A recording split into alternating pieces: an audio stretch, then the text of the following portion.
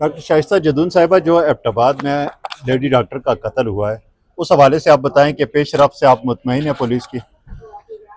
جی کل جو ایک دلخراش واقعہ پیش آیا بنت ہوا کے ساتھ ڈاکٹر وردہ مشتاق ایک مسیحا تھی جو لوگوں کی جان بچاتی تھی. اس کے لیے میں جتنے بھی مذمتی الفاظ بیان کیے جائیں میرے خیال میں دنیا میں کہتی ہوں ایسے الفاظ کا وجود ہی نہیں ہے کہ جو الفاظ میں استعمال کر کے میں اس دلخراش واقعے کے بارے میں کوئی مذمتی بیان دے سکوں. لیکن جہاں تک آپ کہہ رہے ہیں کہ پولیس کی کیسی کارکردگی رہی, میں تو بالکل سیٹسفائیڈ نہیں تھی جی پولیس کی کارکردگی سے.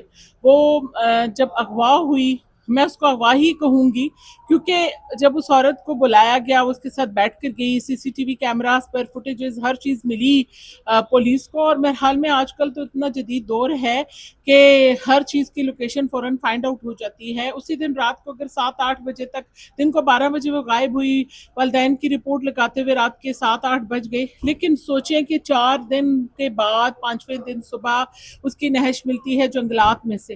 تو اتنے دن پولیس کیا کرتی رہی, اور ردا کو کون وہ اشخاص تھے جن کی بنا پر گھر پر بھیجا گیا, یا پولیس نے خود ہی اس کو بغیر تفتیش کے گھر بھیجنا شروع کر دیا.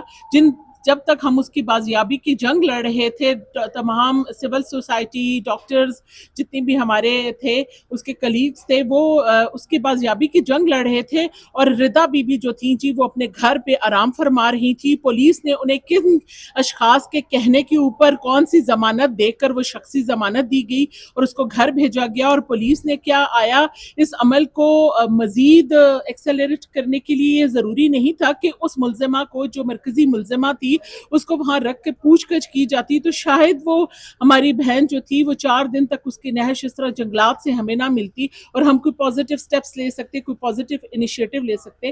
میں یہی کہوں گی کہ پولیس نے انتہائی سست, اور سست میں نہیں کہوں گی, کیئرلیس بھی نہیں کہوں گی, میں تو کہوں گی کہ وہ جان بوجھ کا لفظ میں استعمال کروں گی. اور اس حساب سے میں کہوں گی کہ وردہ کے خون نے خیبر پختونخوا کی بیڈ گورننس کا پوسٹ مارٹم کر کے دکھایا ہے, اور ہمیشہ کی طرح انہوں نے اپنے جلسے جلوسوں میں ایک دفعہ بھی یہ نہیں کہا کہ ڈاکٹر وردہ کو بھی بازیاب کرایا جائے. حالانکہ ایک دن پہلے وہ بڑا اپنا جلسہ کر رہے تھے, اس میں بھی انہوں نے عمران احمد خان نیازی کے نعرے لگائے.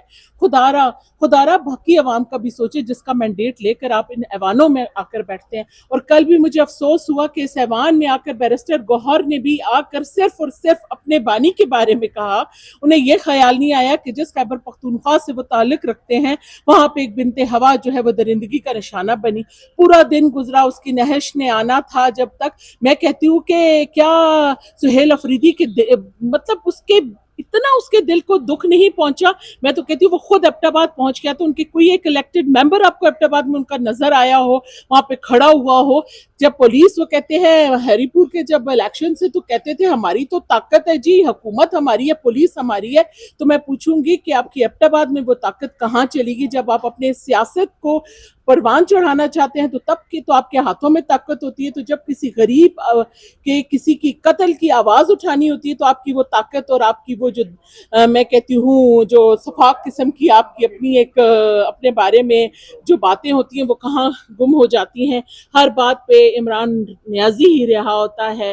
کاش کوئی بنت ہوا کو بھی رہا کرا دے, کاش کوئی میری نوجوان نسل کو جس کو تم نے شکنجے میں کر کے رکھا ہوا ہے اس کو رہا کر دو. کاش 13 سالہ خیبر پختونخوا کی وہ غلامی بھی رہا ہو جائے. ہمارا انفراسٹرکچر تباہ ہو چکا ہے, ہیلتھ سسٹم تباہ ہو چکا ہے, ہمارا کوئی ایجوکیشن سسٹم نہیں ہے. وہاں پہ آپ جہاں بھی کھولیں ایک نیا پنا کرپشن کا کھلے گا. خدارا, اور اب تو قانون کا یہ حال ہے کہ ہم پولیس کے در پر اپنا انصاف مانگنے جاتے ہیں اور پولیس جو ہے وہ 4 دن تک خواب آغوش میں سوئی رہتی ہے اور ملزموں کا ساتھ دیتی ہے. میں پھر بھی ڈی سی صاحب, سرمد صاحب, آپ کا شکریہ ادا کرتی ہوں اس پلیٹ فارم پہ. میں خود آپ کے پاس چل کے گئی اور آپ میرے کہنے پر فوارہ چوک میں آئے اور ایٹ لیسٹ اس بلے کی ہڈی کو آپ نے سیل کیا اور جی آئی ٹی کا بھی اعلان کیا. لیکن ابھی بھی جو ایک وہ ملزم گرفتار نہ ہو سکا, وہ مین ملزم تھا. مجھے آج بھی افسوس ہے کہ وردہ ہم واقعی میں شرمندہ ہیں کہ تیرے قاتل زندہ ہیں. بہت شکریہ.